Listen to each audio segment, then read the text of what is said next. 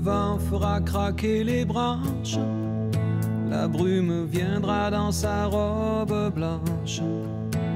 Il y aura des feuilles partout couchées sur les cailloux. Octobre tiendra sa revanche. On y va là? Bah, attends, c'est le premier couplet là. Ouais, bah justement, tu finiras chez toi. Vas-y.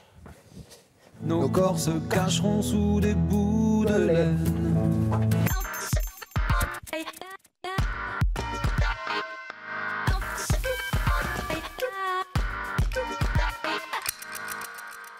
Depuis le temps qu'elle impatiente sur ce grand plateau. Bonsoir, je suis Martin. Et je suis Jordi. Non, alors, par contre, je vous préviens, on va pas faire toute l'émission en Cabrel. Hein. C'est ce qu'on va voir. Nous sommes, vous êtes, ils sont dans Canal Bis. Canal Bis, c'est 9 minutes pour faire tourner l'actu. Et tout de suite, vute. Oh, petit Martin, je parle de toi parce qu'avec ta petite taille, tes petites mimines et ton grand nez, tu as... Ah non. Comme souffler une sarbacane. C'est le poison qui se répand dans les jambes. J'ai froid, Martin. Bah, c'est mal fait, hein, là. Très bien. Des choses qui vont te mettre en forme. J'ai mis de l'or dans mes cheveux, un peu d'idées noires sur mes yeux. Ok.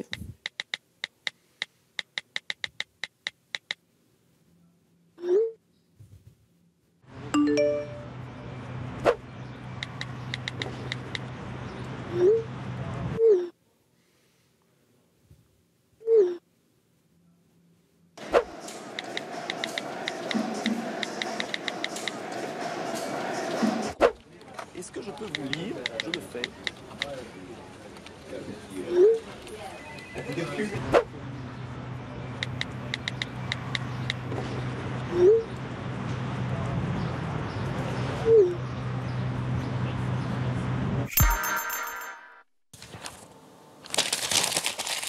Bah, qu'est-ce que vous faites là? Bah, je lance les titres.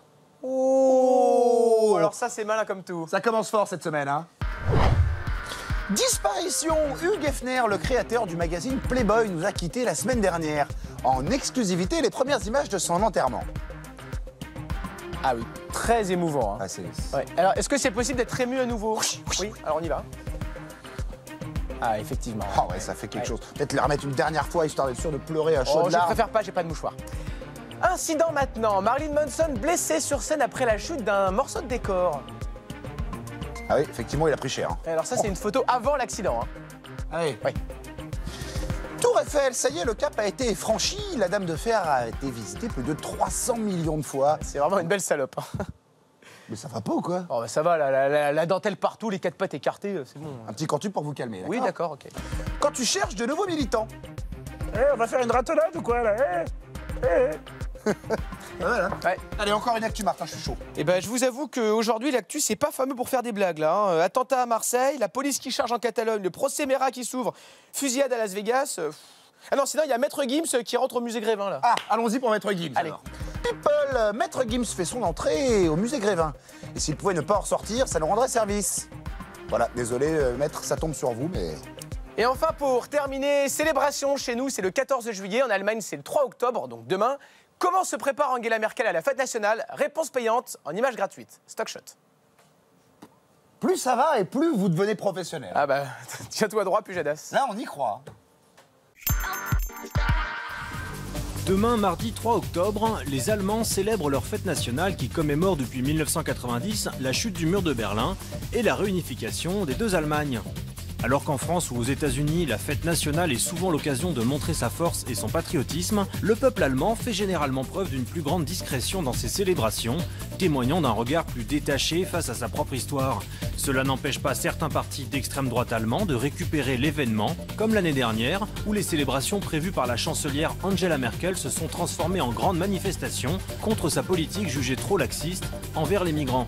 On peut parier que cette année encore, les événements vont être compliqués pour la chancelière, puisque la semaine dernière, pour la première fois depuis 1945, les Allemands ont laissé entrer au Parlement un parti d'extrême droite, anti-migrants et anti-islam. Une première date importante pour le mandat d'Angela Merkel, donc, à un moment où l'Allemagne n'a jamais semblé autant désunie.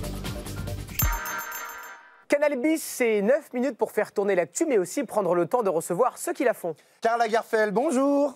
Bonjour. Alors Karl, on est en pleine Fashion Week, comment allez-vous? Là, je suis assis en face de vous. Normalement, j'ai des questions que je ne me pose pas. Alors, nous, la question qu'on se pose, c'est comment a été accueillie votre nouvelle collection? Les vêtements, c'est les vêtements, ok, mais il ne faut pas en faire une telle histoire. Oh, Karl, vous êtes trop modeste. On peut vivre à une certaine distance, c'est même beaucoup mieux pour observer le monde que si on est trop pris au milieu de la mêlée. Moi, c'est ça qui m'amuse. J'observe les insectes. Vous restez quand même le gardien d'une certaine élégance, Karl. C'est très prétentieux de dire ça, c'est le bon goût, c'est le mauvais goût. Ça, il y a des choses ignobles et que nous, on trouve peut-être ignobles et que des gens, quand ils ont acheté ou eu, étaient au comble du bonheur parce qu'ils trouvent ça génial. Nous, on est là dans la mode de proposer des choses. Les gens en font ce qu'ils veulent. Le bon et le mauvais goût, laissons ça aux recettes de cuisine. Alors, en parlant de cuisine, la recette de votre réussite, ça reste le travail, non?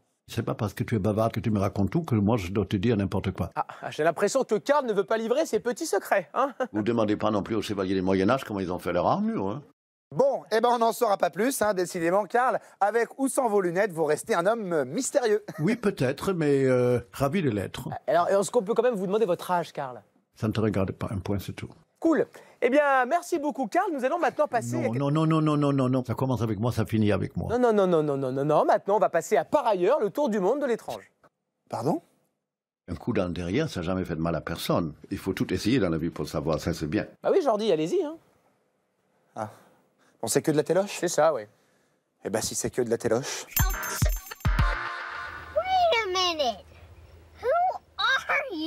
En 89, le petit Brett Humbler joue dans un clip pour enfants intitulé Special Friends. Cette vidéo aurait pu rester gentiment dans l'oubli si l'artiste US Mike Diva n'en avait pas fait un mème planétaire. C'est par ce genre de performance virale que l'artiste est devenu un des clippers les plus hype du moment, jusqu'à s'exporter au-delà du web. You're my special friend. 押し出し上手投げ外小股突き倒し食い投げ内掛け合わず Ces deux rikishi vont en enchaîner 48 comme ça. C'est la fédé japonaise qui nous offre cette démo en guise de promo. On n'a jamais autant aimé les sumo. Arigato.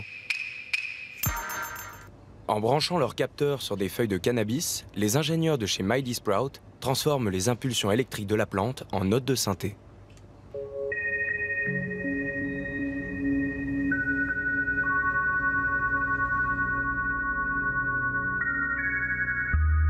Derrière cette symphonie planante, leur objectif est d'extraire le son de toutes les plantes, de toutes les planètes et de tout l'univers.